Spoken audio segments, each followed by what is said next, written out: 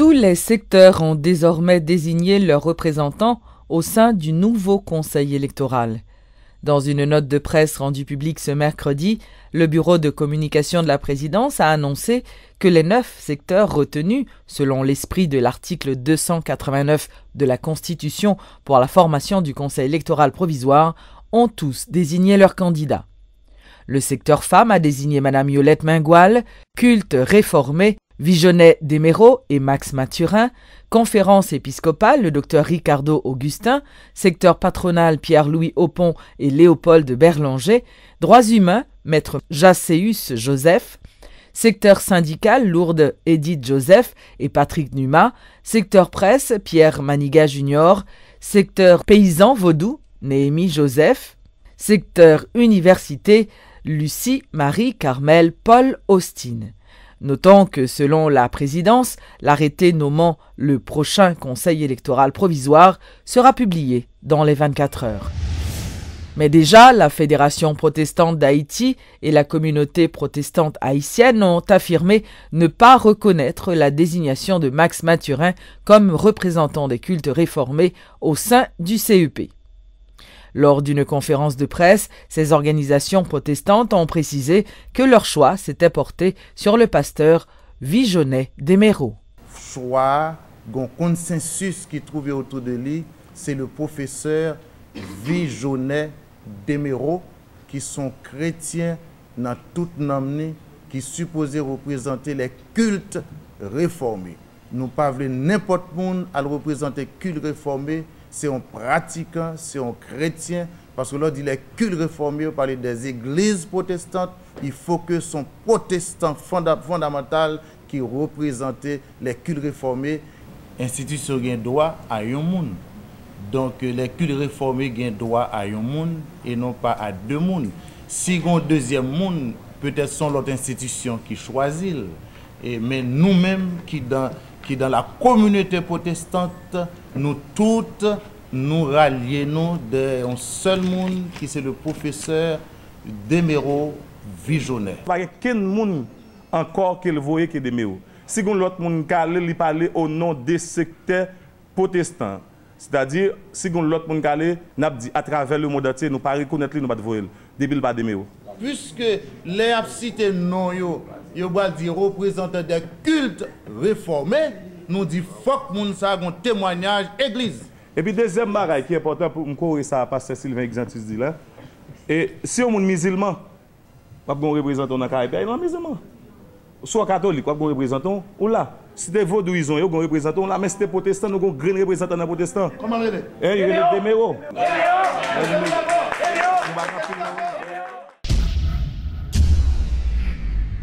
L'installation des nouveaux ministres se poursuit. Les titulaires de l'intérieur, du commerce, des Haïtiens vivant à l'étranger, entre autres, ont été investis dans leurs fonctions ce mercredi. Mes remerciements les plus sincères au président de la République, son Excellence Joseph Michel Martelly, pour m'avoir offert l'opportunité de servir mon pays à ses côtés, tant à la sécurité publique qu'au ministère de l'Intérieur. Un remerciement tout à fait spécial à mes collaborateurs qui m'ont accompagné depuis la sécurité publique, membres de mon cabinet, au cours de cette tâche difficile, mais combien enrichissante.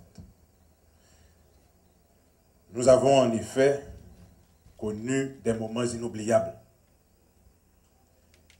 des moments aussi difficiles, mais qui ont créé des liens indéfectibles. Je vous prie d'excuser ma voix.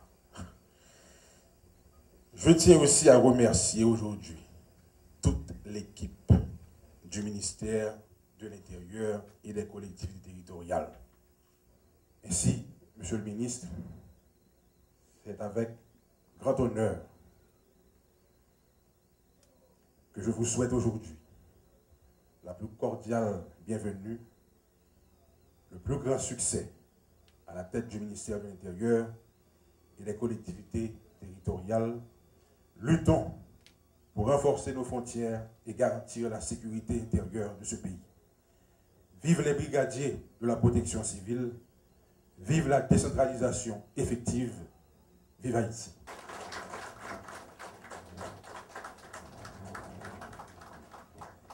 J'entre en fonction de ce ministère à l'un des moments peut-être les plus difficiles de notre histoire récente. Je suis absolument conscient des enjeux et je veux donner à tous les acteurs politiques, au peuple haïtien tout entier, la garantie que je ferai tous les efforts et tous les sacrifices possibles pour remplir au mieux cette délicate mission. Ce ministère est le ministère de tous. Remettons-nous tous au travail et tout de suite. Le temps nous est compté.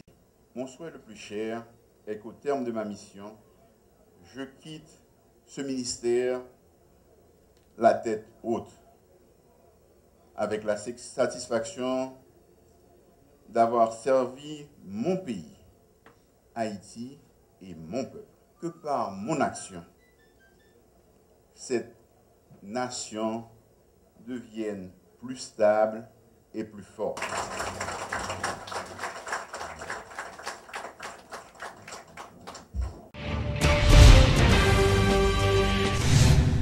Le directeur exécutif du groupe Haïti Chéri a lancé un appel au civisme.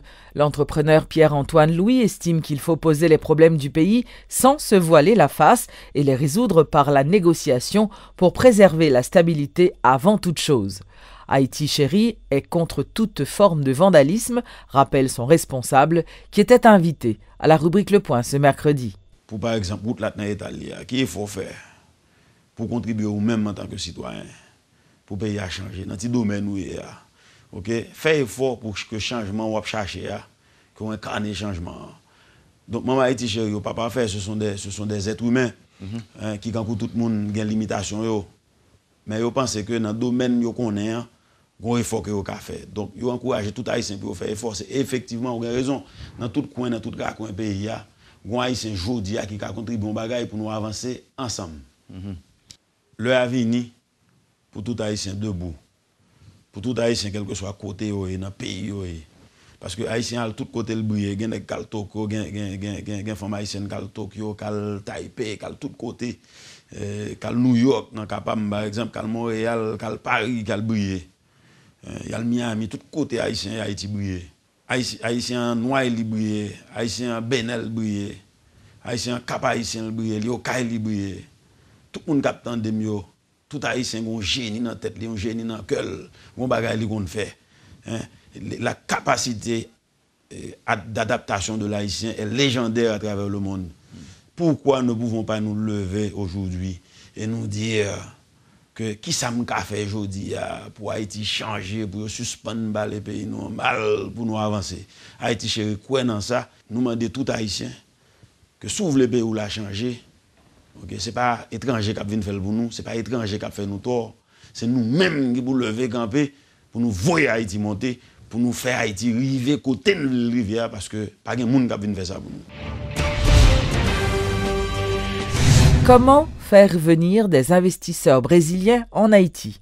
C'est le thème d'un atelier de travail lancé ce mercredi par le Centre de facilitation de concert avec l'Association des industries d'Haïti et la BID. Selon les organisateurs, l'objectif de cette activité est de préparer tout un ensemble de stratégies qui permettront d'encourager les hommes d'affaires brésiliens à investir dans le secteur textile dans le pays. Georges Sassine dit souhaiter que les troubles politiques n'entravent pas les investissements car il n'y a pas de développement économique sans stabilité politique. C'est un ensemble de stratégies qui sont en préparation pour encourager les hommes d'affaires brésiliens à venir investir en Haïti. Après plusieurs tentatives qui ont échoué par le passé, les secteurs publics et privés entendent parvenir à un résultat cette fois-ci.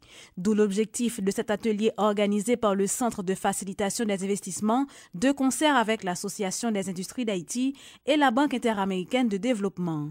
Au moment où le Brésil fait face à une situation économique difficile, c'est l'occasion idéale de lui faire des yeux doux, estime Norma Powell, directrice générale du CFI. Là où fait ça y est les outreach, donc où aller chercher investisseurs. Faut qu'on comprendre dans quel contexte qu'il y a évolué, qui ça qui obstacle la caillou, qui ça qui irritant yo et qui j'en nous qu'a positionner nous pour justement pour offrir pour faire un produit qui a attiré yo. Et le fait que nous-mêmes que nous gagnons la loi Hope et Health, c'est un grand avantage pour nous pour attirer mes investisseurs. Ainsi, des investisseurs brésiliens expérimentés notamment dans des secteurs porteurs tels que le textile et l'habillement sont visés. La meilleure formule doit être trouvée tout en tenant compte de la situation politique actuelle du pays. Georges Sassine est le directeur général de la zone franche industrielle Lafito. Le problème politique là, heureusement, il n'est pas fin catastrophique, il n'est pas fin en forme non plus, mais au moins, vous sentez que vous allez mieux qu'il y a 3 semaines de ça, là, nous pas de côté d'après aller. Encore une fois, je répété pour la 150 millième fois que c'est stabilité politique qui bat progrès économique. Et malheureusement, politiciens nous, la plupart des politiciens nous, c'est de politique là, ils vivent, ils pas vivre de l'économie. Et quand l'économie est écrasée, même pas un problème, ils ont l'autre situation politique, etc. Malheureusement. Des troubles politiques qui ont eu de sérieuses répercussions sur les investissements en août dernier, déplore Georges Sassine. Sur ce point, l'homme d'affaires est clair, pas d'investissement possible sans un climat de confiance. Homme d'affaires là, c'est confiance dans la capacité de planification. Il faut que lorsqu'on est homme d'affaires, il faut capable de connaître qui ça va aller en juin, qui ça va aller en décembre, dans l'affaire par où. Mais si ou pas connaît, si en juin, c'est manifestation dans la rue, donc ou pas capable de planifier rien. Donc ou même là qui sont fait ou ralentir business ou révoquer monde ou fermer le plus que possible pour exposer le moins de capital que possible. Donc c'est pourquoi la stabilité politique est très importante. Encourager des investisseurs brésiliens à venir en Haïti, une mission qui se révèle ardue. Mais les secteurs publics et privés sont confiants. Le programme d'appui au renforcement de la société civile en Haïti, le PARCH, a clôturé ce mardi 20 janvier ses activités dans le pays et lors d'une cérémonie, les responsables de cette institution ont présenté le bilan de leur réalisation de 2011 à 2014, notamment dans le Nord, le Nord-Est, le Centre et l'Ouest. Une 60aine de projets ont été réalisés, tous financés par l'Union européenne à hauteur de plus de 7 millions d'euros. Les organisations communautaires de base, notamment dans les départements du Centre, du Nord et du Nord-Est, ont été les principales bénéficiaires du programme d'appui au renforcement de la société civile en Haïti. Lancé en juillet 2011, ce programme baptisé PARCH avait entre autres pour objectif de promouvoir cette frange de la vie nationale et de lui donner une place importante comme acteur de la gouvernance et du développement. D'où la nécessité qu'elle soit bien structurée pour discuter avec les autorités étatiques. Marie-Carmel Adrien est la régisseuse du PARCH. On n'a pas d'organisations communautaires de base, on a parlé des associations, des regroupements d'associations peut-être qui sont très éloignés. Or, il arrive que face à des manques, l'État va arriver à toucher certaines zones. Donc, là, il y a une concertation, un dialogue entre tout le monde qui fait partie de la communauté. Eux-mêmes, ils ont proposé, ils ont fait des constats, des problèmes qui méritent joindre des solutions urgentes et que eux-mêmes, avec l'État, société civile à l'État, après, comment ils étaient capables de résoudre le problème. Grâce à un financement de l'Union européenne d'une valeur de 7,8 millions d'euros, ce programme a pu voir le jour. Le PARCH a permis aux différentes organisations communautaires de base de réaliser entre autres plus de 60 projets en près de 4 ans. Un bilan qui a été plutôt positif, se réjouit le chef de la délégation de l'UE, l'ambassadeur Javier Nino Pérez. Nous sommes très contents d'avoir appuyé des actions dans le domaine de bassin versant, de conservation et protection des sols. De la production et la vente agricole, nous sommes très contents aussi de savoir que notre action a contribué, j'insiste, à ce rôle beaucoup plus grand que la société civile doit jouer d'une façon dynamique, d'une façon énergétique, d'une façon honnête, pour être un interlocuteur valable du gouvernement haïtien. L'Union européenne entend toutefois poursuivre son engagement auprès de la société civile à travers le 11e FED jusqu'en 2020, toujours dans le cadre de sa coopération avec le gouvernement haïtien.